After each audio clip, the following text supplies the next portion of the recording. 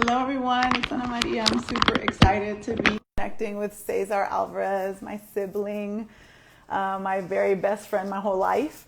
They're going to be joining us from Yonkers, New York, and this will be their first IG Live. So I feel very honored and excited to be just sharing this incredible human being who I love so much with you all. And also, November 3rd is a really, you know, it's a very powerful day, both powerful but also very reflective and tumultuously emotional day for my family because of the Greensboro Massacre that happened, on November 3rd, 1979.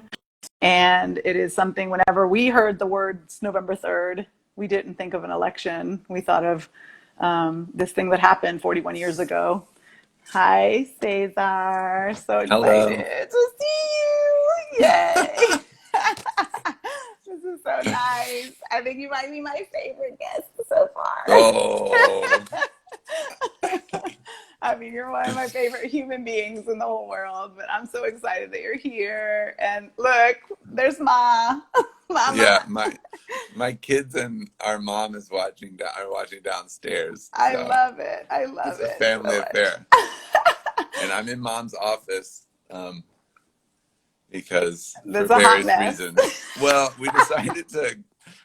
There's a lot of it was a hot topic, like where are we gonna write out today, and we decided to just bring it all home. So we're I all love here. it. I love it. Well, I'm jealous because I wish I was there with you all. I know it's a time that people need to be together with family, but I was just sharing that the words November 3rd, always in our growing up meant something very specific, not having to do with an election at all, but having to do with the loss of five incredible lives that were family for us, and that this I don't even remember not knowing November 3rd, November 3rd, November 3rd, those words. And so the fact that during the 2020 apocalypse year that we've lived in, that the election this year was falling on November 3rd, it was just kind of like, it made a lot of sense. But it also, I was like, who do I want to sit here together with and be with and talk to during this day? And I couldn't think of anyone else but you.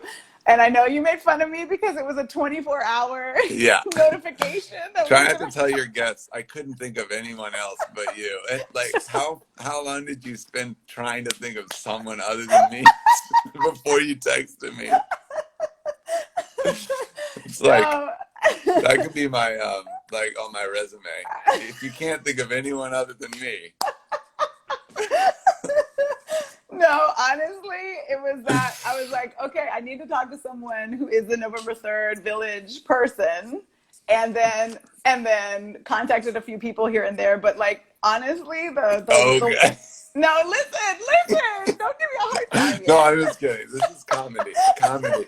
But but seriously, the world that we're living in, and also the like just chaos. And I know as parents, like parents trying to figure out how to like even return an email or return a text message. It's been a wild ride these last 9 months. And so when it came to the day, I was like, oh my God, no one's confirmed. I haven't followed up with anyone, and the person who I actually should have reached out to in the beginning was you. So it was the Well, I'm universe. here. It was the universe. I'm here.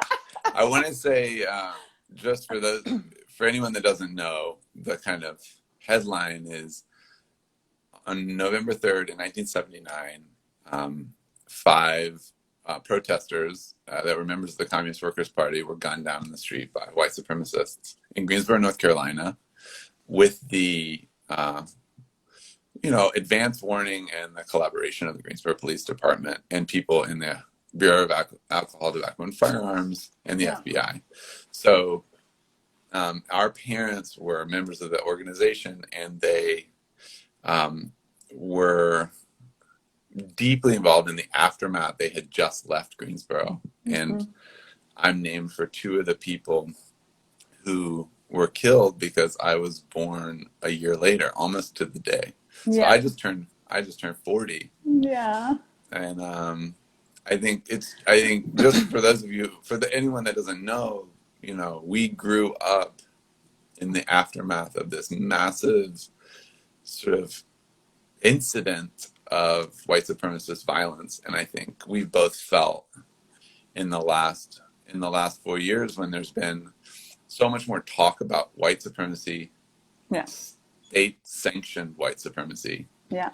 Police violence. Police violence, which is, racially motivated police violence. I think everyone that is in the survivor community of Greensboro Massacre has felt, like you said earlier, like sort of triggered, obviously, by all of this, but also in a way we feel like this is the conversation we've been growing up in and been having for 4 decades now. So maybe, and I think maybe there's something about our experience processing this violence that is useful now. Yeah, absolutely. I'd like to think. I like to think, though. Yeah. Though it's hard to figure out. I mean, I think it is still really hard to figure out, how do we talk about white supremacy? How do we talk about white supremacy when the government itself, which is supposed to be protecting us from hatred and from hate crimes and violence, is in on it and participating in it? And I think so. It's an important topic. I think, but also I think it's been really important for us to figure out how to sort of survive and keep struggling in the context of the world we were born into, which was explained to us quite early on as very dangerous. There's a lot of, I always remember there's a lot of hatred or like hateful people. I always remember being explained that it wasn't that people were bad people, but that people did hateful things. And so I always remember understanding this deep kind of undercurrent of that fundamentally people are good. And I just, I've been struggling on how to share that with my children in the midst of everything we're experiencing. And continuing to believe that. I mean, continuing to work the muscle of believing that and hoping for that in the midst of all of this that we're in right now in this moment.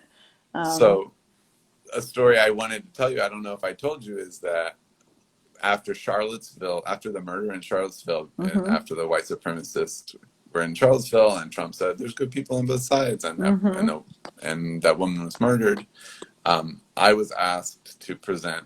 I had a commission, and they were like, "What do you want to write a musical about?" And I've had the feeling my whole life that I needed to tell the story of the Greensboro Massacre, because I'm like a child of the massacre. I came right afterwards, and I was like, you actually might have been born in some ways because of the need to love and connect in that moment of such pain. I mean, I think that's literally, you were a product of that. Yeah. Something happened. Somebody made a decision about having a baby in the aftermath of these horrible murders, and here I was. And I think, anyways, in that moment of Charlottesville, there was all this horror about, oh my God, these people are getting killed, and the government doesn't even care, and what. And I was like, wow, this sounds really familiar. And I wrote to them. I said, I thought about writing. I should maybe write about the Greensboro Massacre. And I wrote in this little email, I said, I think hatred is a storytelling problem. Because it's essentially a narrative that people create about each other. And then that narrative kills people. It actually really, really harms people. And they wrote back, and they were like, we love that idea. We want you to write this musical. And then I was like, oh no. I didn't say I knew what to do. Yeah. I don't know. I knew it was a storytelling problem, but I don't know what story to tell or how to tell the story, or I don't know. And then they're like, great, here you go. Let's do the commission. And I was like, oh, and I really needed the money. Yeah. I was like, no, shoot.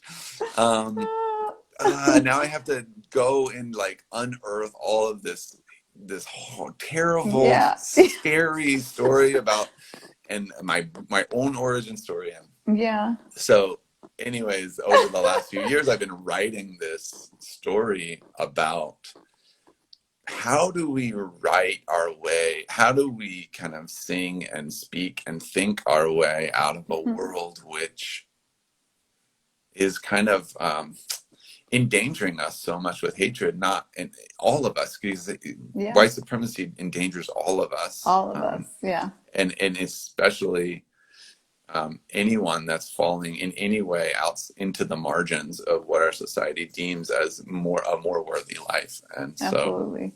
And I love that this musical wound up being called The Potluck, and which I think continually, I mean, I think in the midst of all of this, were our family and the way that we've, you know, the community we've grown up with, our village, there has been a constant pulling towards connection, community, love. I mean, I don't think it's an accident that a baby was created out of, you know, this horrific loss, because there is the sense of the birth of new life is, there's nothing more powerful than affirming life, than, you know, birth, than bringing new people into the world. And so I think that there's a way that even just it being called The Potluck, when I heard that you had named it The Potluck, that is the quintessential gathering of our family, of our village, of the place where everybody's contributing something, everyone's bringing something that's a reflection of who they are and their family and their history and their ancestors, and like that we're all coming together to share that, to love that, to connect with that. And so I would love to hear a little bit more about like because it's not the storytelling of like the massacre. It's really it's a whole other kind of like flipping things around to embody that joy and that connection, I feel like. I made a decision that I wasn't going to tell a story about Nazis and Klansmen. They're a character in the story. They're the ones that pulled the guns out and murdered our friends. And caused this tragedy. But the story I wanted to tell was about what do you do with a trauma that happened before you were born? Because as we know, the things that happened to our ancestors and the things that happened to our family and the things that happened right before and long, long ago before we came into this world affect us really greatly. And so the story, and which is intersecting with the story of what do we do with this story of white supremacy, which is the land we are on right now is so stained with that history. And so it ends up being about ghosts. And I appropriate for Dia de los Muertos, right? Well, you know, we grew up in a Marxist household where the religion that we were taught was the religion of struggle and social justice and change and like responsibility for making the world a better place.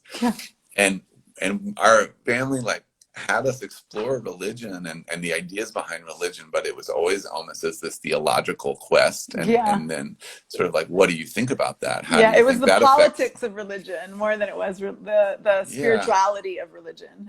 It was about people. Then so part of the story I wrote was trying to actually recuperate the spiritual messages of this loss, and also actually just listen for these ghosts, these 5 people, Jim Waller, Mike Nathan, Sandy Smith, Bill Sampson, and Cesar Alvarez, who are these angels who have been with us for 40 years. And I had never stopped to really listen for them. And I did. And we did a little bit. We have in our own ways with our work. We have listened for them, but I was gonna say I feel like they're always like, now that you say that, I don't think I've ever thought of it in that way, but I think it's not an accident that many of us became artists, because it's almost like it is their way to spiritually show up. Well, this is the discovery of the piece. So I made an altar. I like tried to figure out how to talk to these five, the five, and I made an altar, and I started to like quiet myself and really think about, look for them in my life and find them, and try to find them. And what was wild, so in the story of the musical, they come. Yeah. They show up in the musical. They're there. and they're like, oh God, now we're in a musical. This is not where we wanted to be. It's like, what? Yeah.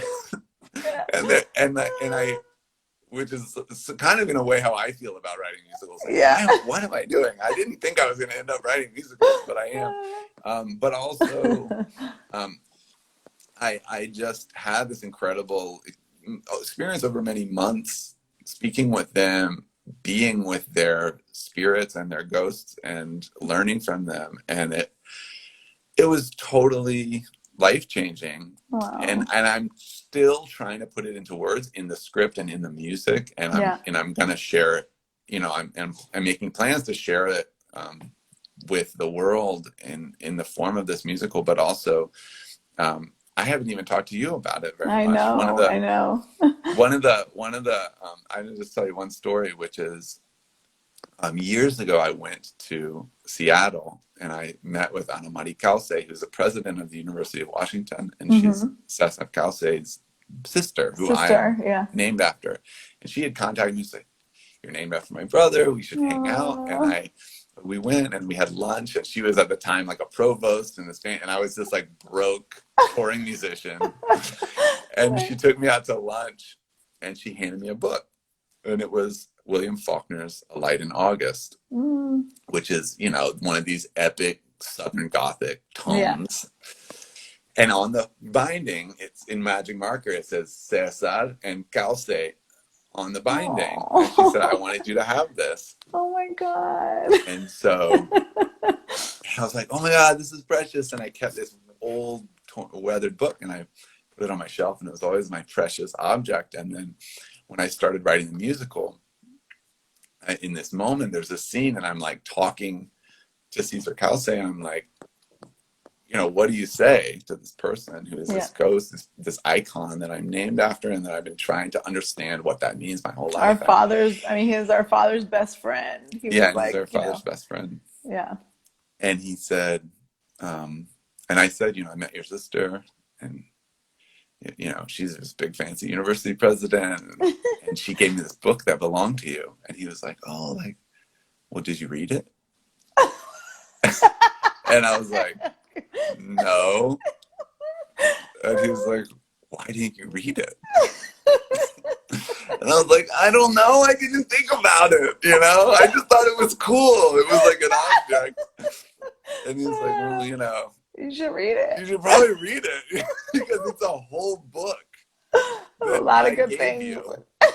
It's a book that belonged to me, and then it made its way to you. Yeah. And it has all these like words in it. Yeah, it'd probably be a good idea. And I was like, but now I have to read a Faulkner novel. Like, I have a commission. I have kids. I'm gonna read like a 600-page Faulkner novel right now. Like, there's like Trump is the president. I don't have time. Like, oh my God. But it was sort of like, so good. Shoot. And I just sat down and I had to just read this ridiculously intense book that William Faulkner wrote. Oh my God. About, and you know, it happens to be about white supremacy. Of course. Racism, the like utter agony of the Reconstruction post-Civil War, the South, interracial relationships, like, oh my God, like capitalism. It's the novel contains this everything that you needed in the story. All of these vectors and this incredible dissonance and pain and suffering. And the novel just shredded me. And it was this feeling of like, oh, the teaching that, you know, these spirits are giving us this information and are giving us the tools. If we can stop, but also if we can just stop and listen, because I just think that that's such a, you know, we haven't, and until this moment, I know for myself, I speak for myself, I have not stopped. I'm just in a constant state of moving at pure velocity all the time. I know. I'm always like, chill. You You need are, to you are. chill. It's true. It's true. But even just to have the space and time to stop and listen, they're all around us all the time, and there are all of these messages and these things that we actually don't ever give space for. I mean, I know it's probably really hard for you to believe, but I've been meditating every morning. like, like, That's good. like it's really good. It's like stopping and just breathing and reconnecting with, like, my body parts, and like the feeling of like energy, of floating, of like myself as this small little, vibrating being in something so much bigger. And just to be able to do that, I hear things, and I hear like I literally feel like the pathway is being like given to me as I know I'm sounding very like California right now, but there's this sense of like, we literally in our company lost an entire 2 years of our income. Like it was just literally the bottom dropped out, like every artist. And I've just been into this thing where just been like tapping into my breath and being present, and things are working because of it. It's really, so I feel like they're there waiting for us to just slow the fuck down so that we can just notice and hear. I love that And so much. I think talking to them, one of the things that I think we think about so much is, what is the purpose of art making? Yeah. When the world is like this, I think, Yeah. and this is something that I spend a lot of time trying to figure out for myself. And I think a lot of artists in this moment, and in many moments, but in this moment in particular, are trying to figure out for themselves, like, what, I'm stuck at home. Like, does my art making matter? Yeah. If it's, and I think that goes back to this question, which is if hatred is a storytelling problem. Yeah. To me, the artists are the ones that are setting up, establishing the source code for the reality that we are walking into. Yeah. And I think it's something that I didn't learn from growing up in a social justice household, that I had to that is knowledge that I feel like I clawed my way into, is the way in which art matters, in the way that it transforms the world, and then the way that it makes space for the possibility of the world we actually want to live in and can survive inside of. Well, and gives us, like you said, I mean, I love the idea of it being source code. It gives us that source code. It not only gives it to us, it lays it out as a blueprint of how to actually function and move forward in the world. And when I'm hearing you say that, I'm also thinking of how incredibly powerful and detrimental social media is to that source code, like to that narrative building, because I think that's where we've been.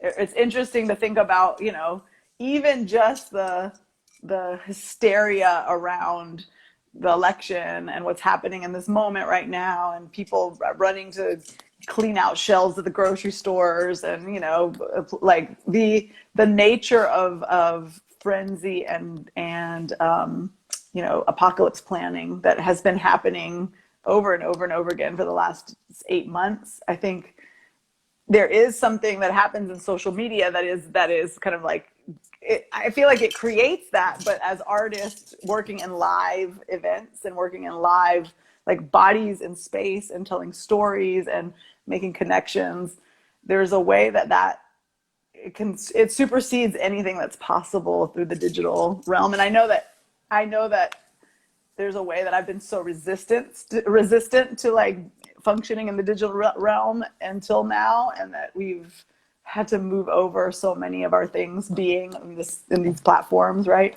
I want to talk about that. Yeah, I'd love for you to talk about that, because I know that you and I sometimes disagree on that too, because I think that you see more possibility in that whereas I see it as like a negative, this like but you're also But doing it more than me. well, it's funny like, because I'm like, isn't it so much possible? And like, please never let me be on it. But you're like, this is horrible, and I have so many followers, and I'm like, no, but I'm also like, so this is funny though, because I've always been like, it's so horrible, and I'm like, okay, well, this is the way that we've got to function at this moment right now. But even, I mean, I'm not exaggerating. We did this river project that we just did with Michael, and it was like the minute I got out of my car for the first rehearsal, that wasn't on Zoom. We did some Zoom rehearsals, but where we were in the space and there were other people, we were all wearing masks and stuff. I literally fell to my knees and started crying because I was like, the feeling of being inside of a physical space with other artists and being able to just like play and create, like that felt like, oh my God, I didn't know if that was going to be possible ever again. It felt so foreign. Like well, and I think, here we are, because I am finding value. This has been like medicine for me, these platforms, to be able to be in these conversations.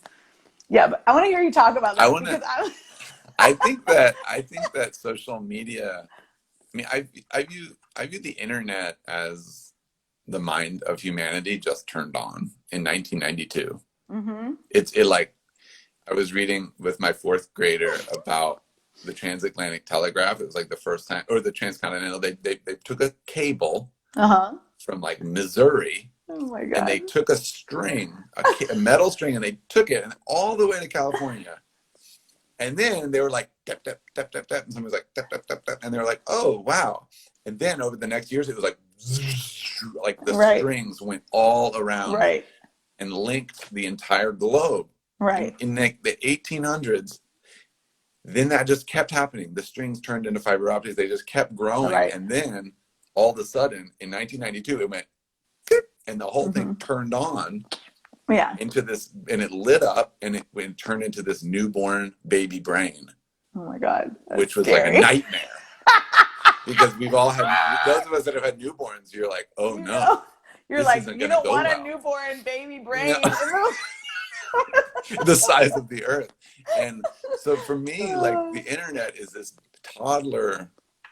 It's a global toddlers that has amplified every single thing about humanity. Yeah. All the things. Yeah. It's amplified our hatred. Yeah. It's amplified our imagination. Yeah. It's amplified our like toxicity, our binary thinking, our empathy, and capacity to see each other, ourselves and each other. To connect. Yeah. And so I just think, again, like, my main thing, and you know this about me, is trying to interrupt the ways in which we turn every freaking thing into a binary. Yeah. And it's like, what the internet is showing us is global scale complexity. And it's asking us to try to figure out how to deal with deep, deep, deep, infinite complexity. And the question of like, the internet is bad, or like the internet is doing XYZ. Is like, the internet is doing 5 million opposite things all at once. Right.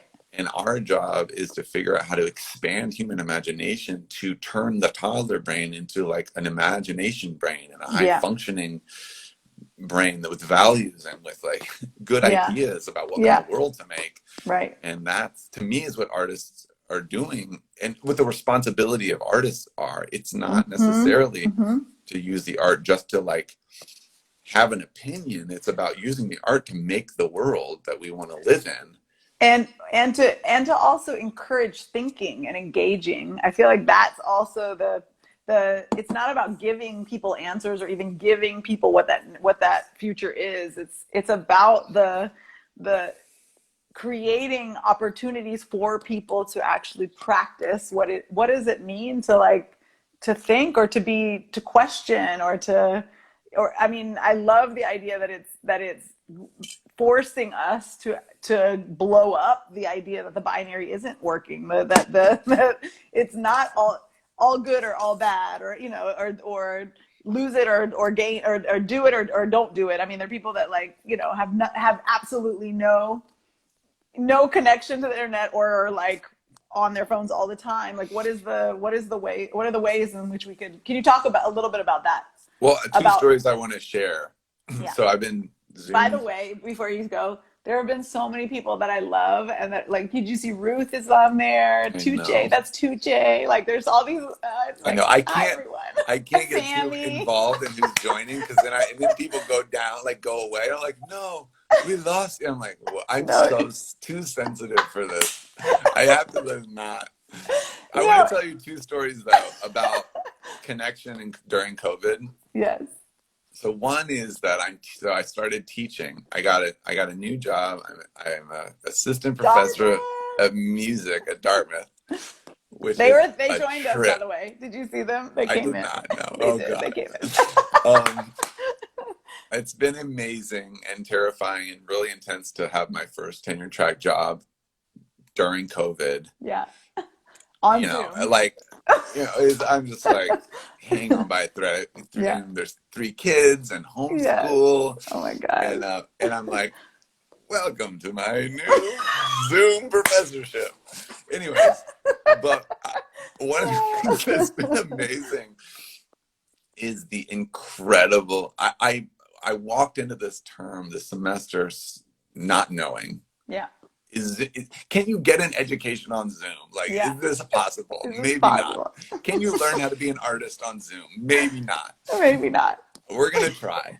And I have been so utterly moved and blown away by my students. And not only by what they've done and what they've figured out about themselves and their practices and their art making, but the genuine kind of deep exchanges that have been able to happen across this platform, the tears that have been shed, the revelations that have been shared so far in 10 weeks, I'm like, yes, it can happen. Yes, it can happen. It's okay. We can still learn. We can still make. We can still transform each other. Even though we're apart, definitely can happen. Yeah. And then the other story I wanted to tell was that, this question of togetherness. I make theater. To me, the thing that makes theater is togetherness. If you don't have togetherness, it's not theater. It's something else, right? It's like, it's a film, or it's a painting, or all these other great things, or like a song that you hear on your headphones. Cool. I love all those things. But theater is about being with human beings in a room, and once it's not that, it's not theater. It's something else, right? That's a binary. But anyways, so I've been like, okay, well, togetherness isn't really the thing. So maybe I'm just going to chill on theater for a minute, wait till togetherness. And it's been amazing to see all the theater makers, what they're trying to figure out how to do. But the story I wanted to tell was that on Halloween, I was with our very good lifelong family friend, Paula, sitting around a fire, social distance.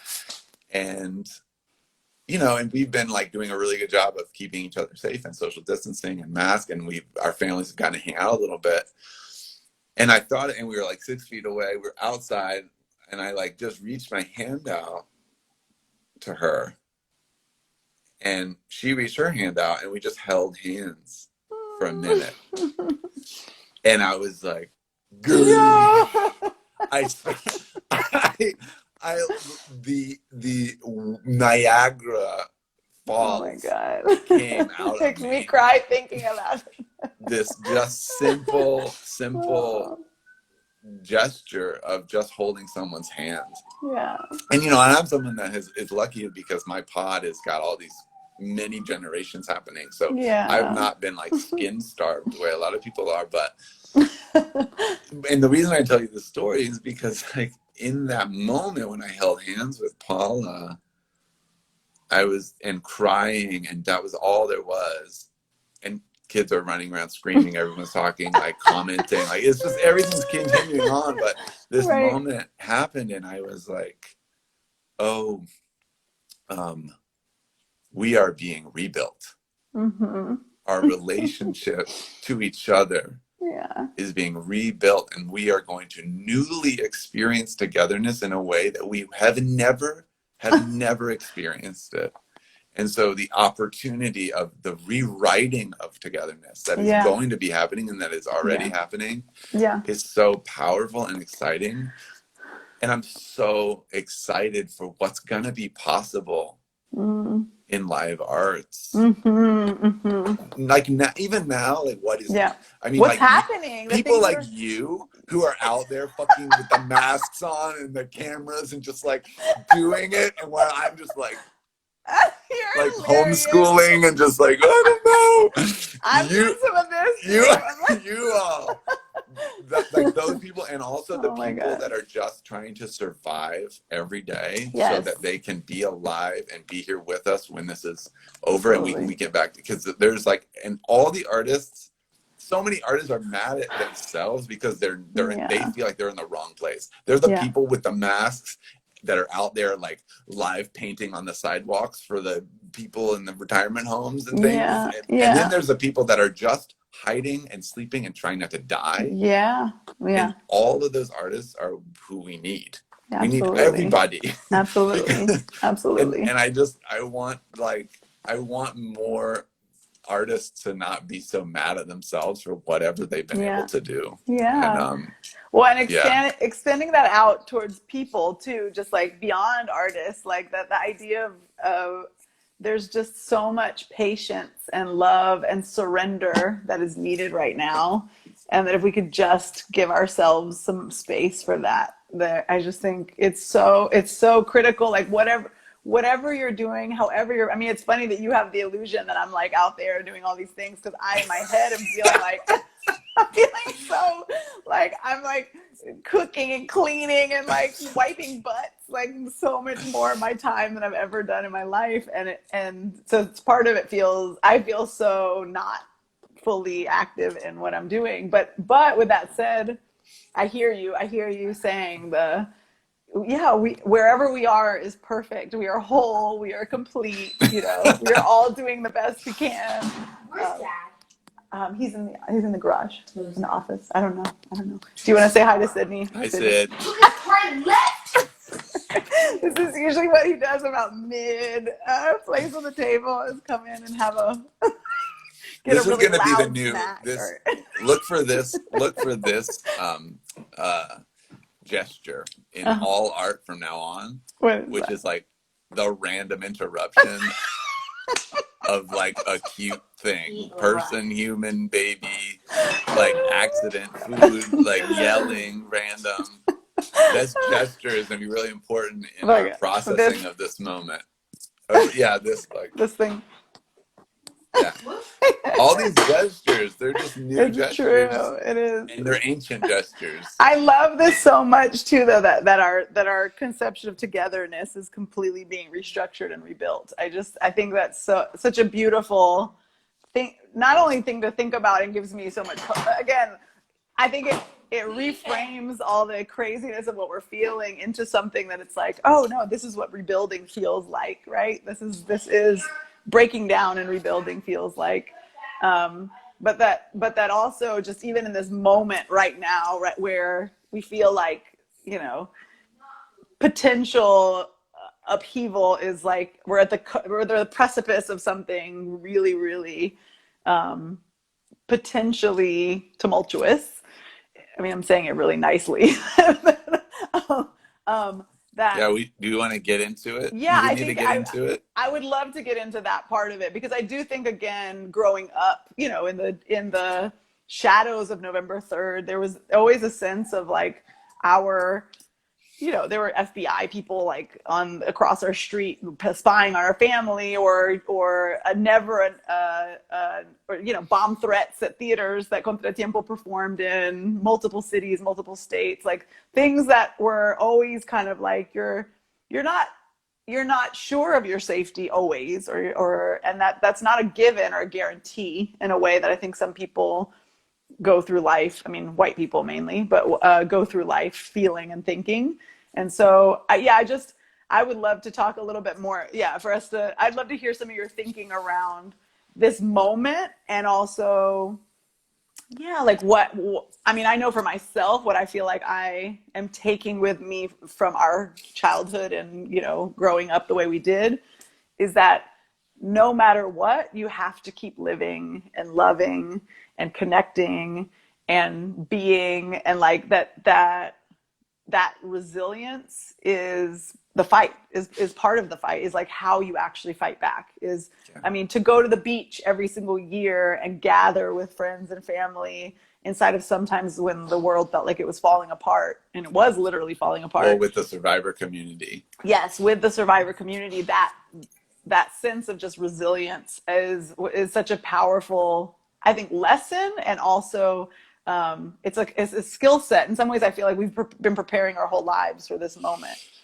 So the reason I called it the potluck is because I think I owe this to Emily, my partner, helping me think through this, but realizing that, our survivor community gathers every year and we have a potluck.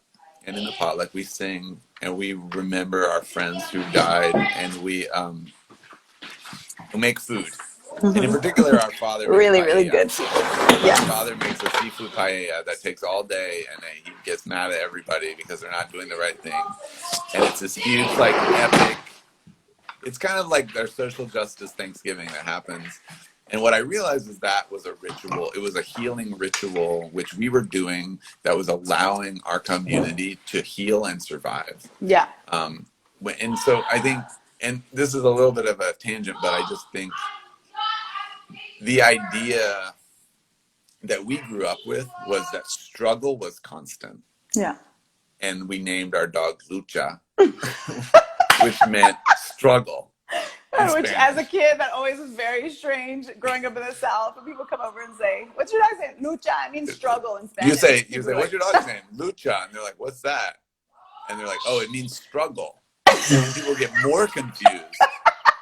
like the struggle. Like the struggle, like how life is, struggle. And Speaking of, can you hear Sydney? He's like completely screaming and hollering. Can you hear him? No. Yeah, but it's okay. Okay, he's just melting down. We're staying in the trouble. Yes, we are. Well, that's like the Donna Haraway idea, which is like, we need to stay in the trouble. Yeah. There's trouble. There's going to be trouble if Donald Trump is elected. It's going to be really, really terrifying. Yeah. There is going to be trouble if Donald Trump isn't elected. Yeah. And if he concedes and goes away, and we get to move on with our new life, our new country, whatever, there's still going to be struggle. There's so much work to do. Yeah. And there's going to be great, great, great struggle if Joe Biden wins the election and Donald Trump doesn't concede, and there is this sort of like really scary constitutional moment. There is going to be struggle. So there is going to be struggle. Whatever and the question is, how do we like unproblematize, or like in the meme of the moment, like normalize struggle, right? Yeah, yeah. And kind of constantly and consistently figure out how to simultaneously be in the struggle in the way that we best can be in the struggle, survive the struggle in the way that we can take care of ourselves, and keep envisioning and fighting for and manifesting and vibrating the world that we believe in and the world that we want to create. Absolutely. And I refuse to be hopeless. I just refuse. Yeah. Like Me too. I won't. No, and that's the thing I have to say about so many of the things that are in social media on the left is the nihilism. Yeah. I mean, I've seen a lot of people sort of like talking about why voting doesn't matter on the left. Yeah. And I find it to be so upsetting. Yeah. Not because I don't understand that voting doesn't matter the same for all of us, and it's not possible for all of us, and it's not evenly contoured. But I cannot think of a system of society that doesn't involve voting. What? Yeah.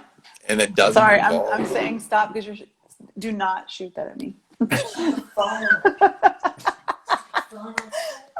Ask him if he wants to FaceTime with Ami.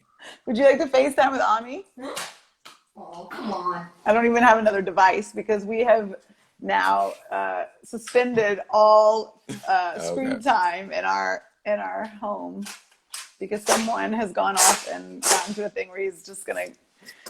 Yeah. Okay. We'll talk about that. Anyways. Anyway, go ahead.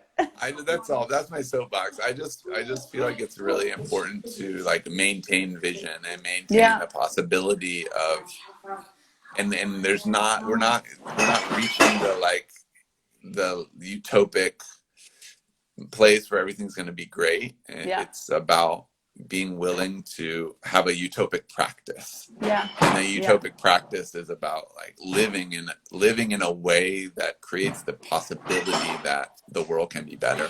Yeah. You know? Well, and that struggle doesn't mean things aren't working, or struggle doesn't mean that you're not going to actually eventually find liberation or overcome something, or, you know, get to a point where there is a sense of winning or like, you know, City, I'm not, you know this, for an hour, I need to not talk to you. So you need to figure it out on your own. Okay.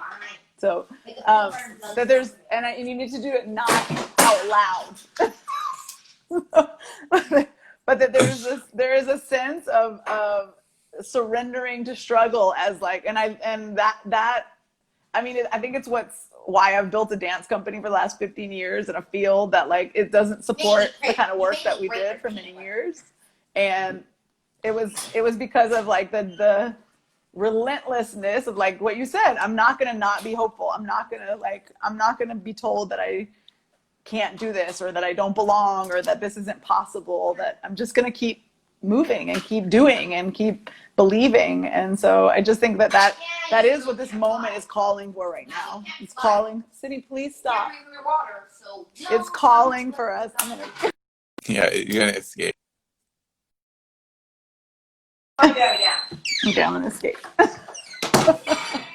He's really needing a lot of attention right now. I think that's what's happening. Yeah. So anyway, I love that, and I also think I'm gonna lock myself in my garage right now. Desperate times calls for desperate measures. Can you see me? Okay. You can see me okay. You know, I do think also that even what you're talking about, like being at the house with mom and dad, you know, like being inside of spaces with people that you love and that you trust, and that we can actually have conversations that are clearly thinking about what's happening right now, so that we're not just getting all of our new, you know, like what was Alicia Garza called it, doom scrolling, you know, like this idea of just like getting into this frenzied state of doom. And I think it's a really powerful. It's powerful to be in communication and connection with one another during these moments, or this moment. Going back to the idea of like the internet is an amplifier of all the things. And so doom scroll, and I'm doing it too. Yeah. But doom scrolling is this drinking deeply of all the things. It's like when you go to the party and you're like, I'm just gonna like, I don't know what this is, but I'm just gonna drink it until I can't think anymore. And it's like, it doesn't actually matter what it is. If you drink anything that much, it's not good. It's not good for you. Even if it's just Gatorade, it's still gonna give you a bad feeling.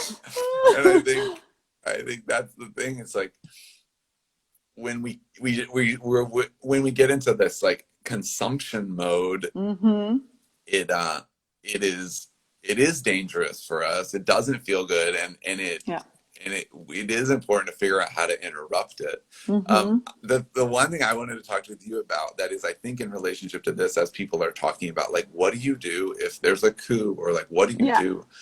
I just wanted to talk about the idea of performance, because particularly the summer during the uprising, there was this huge wave of people saying the word performance in social media, talking about performance, the performance of, you know, being on the right side of history, the performance of anti-racism, the performance of, and I'm sitting here like I'm a performer. Like we make performances, and I'm like, everyone's talking about performance. Like, what's going on? Like, whoa, you know, everyone's like, and then I'm like, but wait, performance is bad. Like everyone's like saying perform, you know, this is just performance. And I was like, performance. I love performance. That's my whole thing.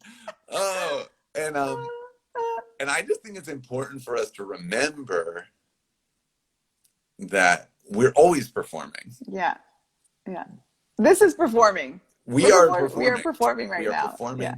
Social media is performance. Yeah. Protest is performance. Yeah. Waking up and telling your family that you love them is performance. Yeah. It's like, no, really. It's like affirmations are performance. I feel like in some ways performance is practicing of the way that you want to live in the world. Like that's how I think of it, as like that.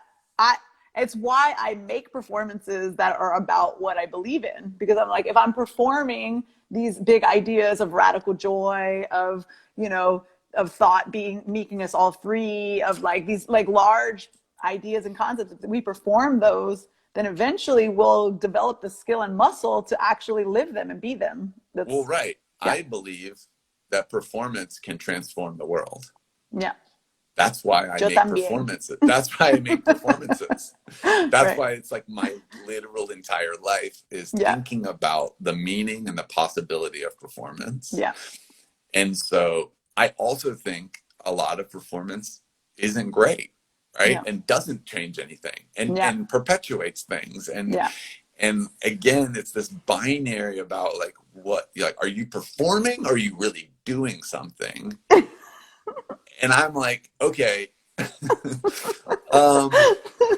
And I think this is the kind of thing people put themselves through, like, and they'll like post something, they'll be like, wait, am I just performing? Oh, and it's like, yeah, you're performing, but the question is this a good performance? Is this performance transformative? Is this performance making the world more of the world you want? And also aligned with what your beliefs and values and And does this performance help you be more yourself and help other people be more themselves? Does it help get people free? Is it like freeing you to perform this? And I think the question of, so I'm like interested in kind of unstigmatizing performance as a modality of change and connection.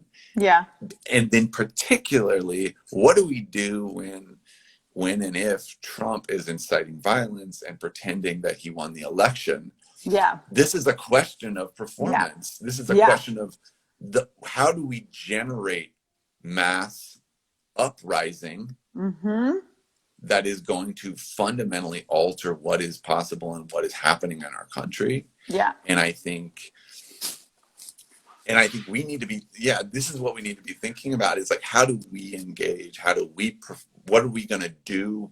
What are we going to perform? What are we going to incite and affect? Yeah. And so I don't, and I think it's different for everyone. I just hope that we all, those of us that are really invested in our country being a democracy and and the votes being counted, do the things they can do. Yeah.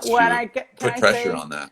From number one, words are powerful. So I think calling, if the votes aren't all counted and someone already says that they're the winner, that's called a coup. And like calling it a coup and like actually using that word. And because I think back to 2000, and I remember being such a young person and feeling like, wow, this doesn't seem like this makes logical sense. But everybody kind of was like, well, it's too late now, even though all the votes are counted and like, you know, he didn't really get the majority of the votes. We're going to keep moving forward. And like that whole thing is like, I feel like this keeps happening in these elections where like the majority of people in the United States don't vote for someone they actually win. And like, enough of that. Like that needs to be, that whole thing is just like, we need to not be participating in that anymore. And so I think there's a sense of like, I feel like this moment right now, we have the capacity to actually have this be a really fair election, an election that we actually do count all the votes and respect what the what the people's request is of who's elected. And so I'm just not interested in backing down this time. I feel like we've backed down in the past in a way that to save, to save this system that actually isn't working. So that's something I mean, I just want to say that out loud. I know we're going to get kicked off in a second, but the other thing is wherever you are, because I know there are people who do have kids or who don't feel safe going out in the streets, that there's different ways to participate in resistance. And so I also think that if going into the streets isn't that, but like a general strike, like just shutting down all business as usual, like that feels like a critical piece that everyone can participate in, right? Like everyone, no matter who you are, you can stop ordering like you can go right now and get everything you need for the next couple weeks so that you have the capacity to like help shut down the system if it needs to be shut down. I just think also the thing that is something that I feel like I'm just still learning is how powerful protest is, and how and actually I think we grew up standing on picket lines and going to protests and honestly feeling very frustrated about that. I felt very frustrated about I was like, protests. I'm curious because I love protests. I mean, I think I loved it. I mean, it was the closest thing we had to theater. Yeah. It was so cool. And the songs and the chants and the props and the action and all the things. It was terrifying and exciting and intense. And essentially it's the framework for basically everything I do creatively. Me too. But I was also not sure. I was like, is this really going to work? Because it just seems like they got all these guns and like they own the factory and everyone out here just got the sticks and the signs. Right. It was frustrating. And I think it is frustrating. Yeah. And I think one of the things that's exciting about the uprisings this summer and that continue to happen around police brutality. Also, honestly, about the ways in which our society has massively shifted just around mask wearing in the last 8 months. To watch 300 million people go based on storytelling and based on performance of like new ideas and then you look at the history and you realize the extent to which things can change. People can really, really transform these massive, and they can transform culture. They can transform what appears to be true. That's what was radical about this summer. Yeah. People have been talking about systemic racism since Forever. Frederick Douglass. Like everyone's talking about this for hundreds of years. And then all of the sudden, because of the uprisings and because of what took place, to many more people, it just appeared to be true. It appeared to be more true. Yeah, it was like based on it just moved, and I think we have to believe that our actions and our togetherness and our willingness to envision and to work together to do the actions and the performances that are required. It works. It works. It works. It actually just works. Like if you. And the reason, maybe the reason nobody did anything in 2000 was because there was too much complacency. There was too much, people didn't have anything on the line. I remember standing at Oberlin College in the year 2000, standing on the steps of the sort of big academic building at Oberlin College, arguing with somebody about why he was saying, there is no point in voting for Al Gore. Al Gore is the exact same as George Bush. It's pointless. It has nothing to. You're just wasting your breath. Yeah. And I was arguing with this person, and I was like, maybe this person's right. Like maybe, and then you look back on that and you realize that the nihilism of thinking that everything's the same over there, or the sort of the binary dualistic that's how thinking. This system has worked for so long is that exactly. So I just think we have to not underestimate our ability to transform the way people think and transform what appears to be true. Yeah. And the way to do that is through our actions and through our behaviors and through our choices and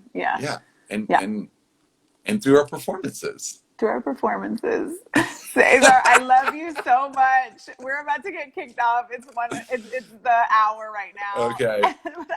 I love you so much. Too. And I'm so glad we got to do this. This literally was medicina. It filled me. It's exactly what I needed today. I hope other people get to share and see it. I will share it on our Instagram live so you can share it out on your page as well. But I love you. I love you. We're going to do this. It's movement time. Okay. Right. Te quiero. Okay, te quiero. Bye. Ciao. Bye.